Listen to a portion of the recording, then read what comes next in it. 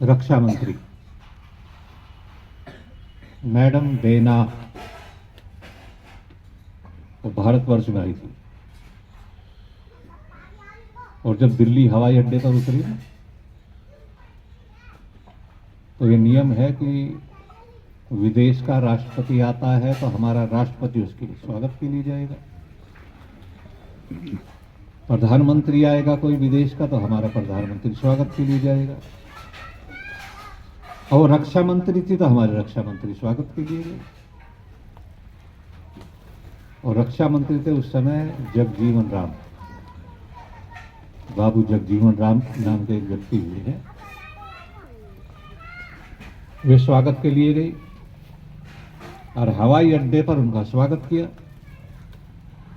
और स्वागत के पश्चात जगजीवन राम ने कहा कि मैडम देखो, हमारे देश में एक नियम है, जो भी विदेशी आता है वो गांधी जी की समाधि पर फूल चढ़ाता है, और काम बाद में, पहले गांधी की समाधि पर फूल चढ़ाता है। देखो, वियतनाम की रहने वाली रक्षा मंत्री वो क्या कहती है कि ठीक है गांधी की समाधि पर फूल चढ़ाएंगे, लेकिन ये बताओ तुम्हारे देश में कहीं शिवाजी की मूर्ति नहीं है क्या? बाबू जगजीवन राम के होश उड़ गए। ये तो अजीब औरत है। उनका शिवाजी की मूर्ति नहीं है क्या? कि हाँ है। तुम क्या करोगे? कि मैं पहले शिवाजी के गले में माला डालूंगी, उसके बाद गांधी जी की समाधि पर जाऊंगी।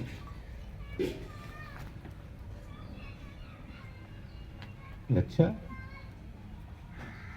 तो नई दिल्ली स्टेशन के पास है मिंटो रोड, और वही शिवाजी पार्क है। शिवाजी पार्क में बहुत ऊंचा चबूतरा है, चबूतरे के ऊपर घोड़ा है और घोड़े पर शिवाजी बैठे। बाबू जगजीवन राम ने तुरंत एकदम आदेश करे, सेना के जो लग गए वहां सफाई करी, फिर क्रेन मंगाई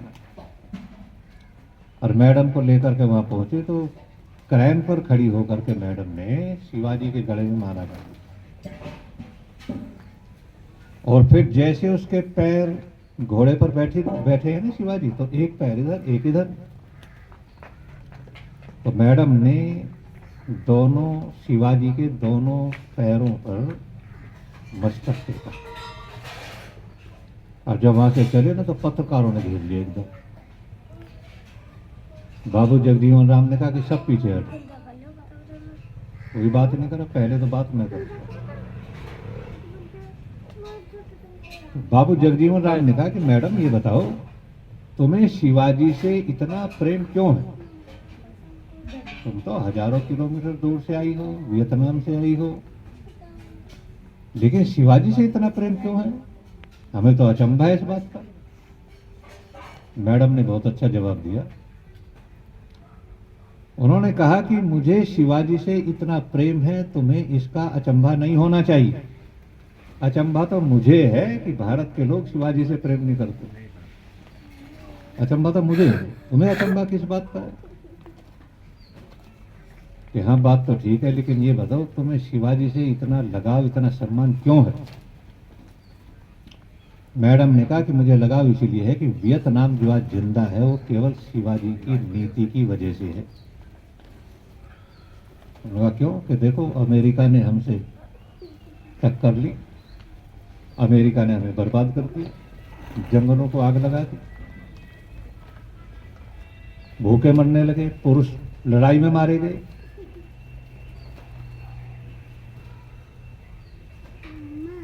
देखो, महाशय जी को पता होगा, लगभग 60 साल हो गए यहाँ वियतनाम वालों ने जवानों की भर्ती खोली थी हमारे देश में, और यहाँ के जवानों को भर्ती कर करके वियतनाम ले जा रहे थे। किस लिए? लड़ने के लिए नहीं, संतान पैदा करने के लिए। क्योंकि वियतनाम के सब आदमी मारे गए थे, थोड़े से बचे, तो आगे कैसे चले? तो यहाँ के जवानों को डॉक्टरी कर करके वहां ले गए थे, वहां संतान पैदा करने के लिए। मैं जब 12 साल का था, 11-12 साल का जब भी हुआ है, तो उन्होंने कहा कि हम तो बिल्कुल मिट गए थे। समझदार लोगों ने बैठ करके एक दिन मीटिंग करी कि क्या अमेरिका के सामने आत्मसमर्पण कर दें। तो सेना के जो अधिकारी थे उन्होंने कहा समर्पण नहीं करना, मिटना स्वीकार है लेकिन समर्पण स्वीकार नहीं है, हार नहीं मानेंगे, मिट ही तो जाएंगे। अरे दुनिया मिट जाएगी, हम भी मिट जाएंगे लेकिन हार नहीं मानेंगे। तो कुछ लोगों ने कहा भाई एक काम करो,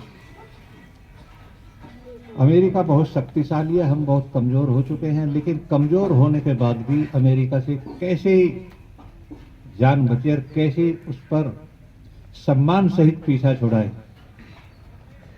तो कुछ लोगों ने सलाह दी कि देखो भारतवर्ष में शिवाजी नाम के एक व्यक्ति हुए और एक सामान्य से परिवार में पैदा होकर भी उसने औरंगजेब जैसे सम्राट के छक्के छुड़ाए, नाको चने चब्बा दिए। अब एक सामान्य परिवार में पैदा होने के बाद भी इतने सम्राट से जो टक्कर ले सकता है, तो उसकी युद्ध की नीति क्या थी, युद्ध की कला क्या थी, उसको जानो। तो वियतनाम से सैकड़ों आदमी भारतवर्ष में रहे और शिवाजी पर जितना भी इतिहास लिखा गया था उसका सबका अध्ययन किया। सूरत को कैसे लूटा, इनायत हुसैन को कैसे मारा, अफजल को कैसे मारा, पहाड़ों में औरंगजेब की सेना से टक्कर कैसे ले रहे हैं। उन्होंने देखा, सबसे बढ़िया क्या देखा, गुरिल्ला युद्ध की जो नीति थी ना, जब शिवाजी को पता चलता था ना कि औरंगजेब की सेना आज किस रास्ते से गुजरेगी, और शिवाजी अपने थोड़े से सैनिकों को लेकर के पहाड़ों में छुप जाते थे, और जैसे औरंगजेब की सेना जा रही है, जब आधी सेना आगे निकल गई और आधी पीछे रह गई, वह बीच में झट अटैक कर दिया शिवाजी। अगले वाले जब तक दौड़ करके वापस आते थे, जब तक पीछे वाले मार दिए। गुरिल्ला जैसे ऊपर से एकदम अटैक करता है ना पक्षी पर खाने के लिए, वो काम था शिवाजी का। यही कारण था कि 1664 में सूरत को लूटा। सूरत में इनायत हुसैन के पास में 70,000 सेना और शिवाजी के पास में कुल 400 सैन्य, और 300 किलोमीटर चल करके महाराष्ट्र से सूरत में आए, और सूरत पर 70,000 के बीच में 400 लोगों ने धावा बोल दिया। और सूरत को जिस समय लूटा था ना, इतना धन हाथ में लगा था, शिवाजी को दूसरी बार के जीवन में कभी धन की कमी पड़ी नहीं। सूरत को बस्तियों की अंतर्राष्ट्रीय व्यापारियों का अड्डा है, धन लूट लिया, आग लगा दी, और 70,000 सेना वाला ये भी पता नहीं चला किस रास्ते से भाग गया। उसकी नीति को जान करके हमने अमेरिका से टक्कर ली, और हम आज अमेरिका से अपने को सुरक्षित महसूस कर रहे हैं। तो इस सारी शिवाजी की बदौलत ही तो हुआ, इसलिए हम शिवाजी का सम्मान करते हैं। और आपको पता कि अंबेडकर, डॉक्टर अंबेडकर जब वियतनाम गए थे, वो तो वहां वियतनाम वालों ने अंबेडकर का स्वागत सबसे ज्यादा इसलिए किया कि ये अंबेडकर शिवाजी के देश भारतवर्ष से चलकर गया है। जिस देश से अंबेडकर आया है वो शिवाजी महाराज का देश है। अंबेडकर ने यहाँ आकर के कहा था कि वियतनाम वालों ने मेरा विशेष स्वागत, तो अतिथि का सभी का होता है, लेकिन मेरा विशेष स्वागत इसलिए किया क्योंकि मैं शिवाजी के देश का आदमी हूं, इसलिए उन्होंने मेरा सम्मान किया। अब आगे हो गए ना आपकी समझ में, इसलिए उनकी पूजा होनी चाहिए भाई।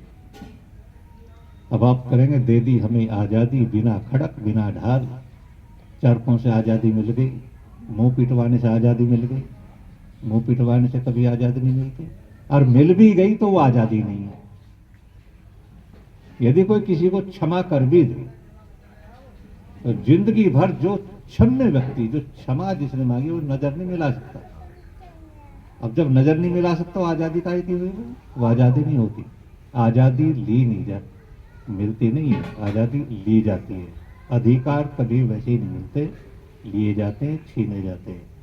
ये सुभाष का सबसे बड़ा नियम था कि आज़ादी वैसे नहीं मिलती, ये कोई दान में मिलने वाली चीज नहीं है, ये तो छीनी जाती है। इसलिए दुनिया के देश के लोगों, तुम मुझे खून दो, मैं तुम्हें आज़ादी दूंगा, क्योंकि हर चीज की अपनी एक कीमत होती है और जिस चीज की जो कीमत है वो चुकानी पड़ेगी, और वो चुकाई नहीं गई तो चीज भी मिलने वाली नहीं है। आज़ादी की कीमत रुपया पैसा नहीं है। अंग्रेजों को अरबों रुपया दे करके हम कहें मेरे देश को आज़ाद कर दो, ऐसा आज़ादी मिलने वाली नहीं है। ये तो खून बहाना पड़ेगा, इसलिए तुम खून दो और मैं तुम्हें आज़ादी दूंगा। ये सुभाष का प्रसिद्ध नारा है। 23 जनवरी गई है, उनका जन्मदिन था, हमने गौशाला में अपनी में मनाया उनका जन्मदिन। उनके विषय में नाना प्रकार की भ्रांतियाँ फैल रही हैं, तो मैंने बच्चों को ये बताया कि ध्वजारोहण क्या होता है, ध्वज फहराना क्या होता है, 26 जनवरी को ध्वज कौन फहराता है, 15 अगस्त को कौन फहराता है। तो इस विषय में ये मैंने चर्चा की है आपकी। आप कितना याद रखोगे, और ऐसी ऐतिहासिक बातें हैं, यदि आप इन्हें याद कर लें, नोट कर लें, तो ये सारे जीवन काम आने वाली बातें हैं। ये तो इतना बताया मैंने थोड़ा सा, जैसे एक गिलास में से एक बूंद दे, बाकी तो बहुत कुछ है, घंटा भर होने वाला मुझे ही बोलते बोलते। तो आपका ज़्यादा समय ना लूँ मैं, क्योंकि पढ़ाई खराब ना हो। मैं सभी का धन्यवाद करते हुए वाणी को विराम देता हूँ। सबका धन्यवाद। ओम सब।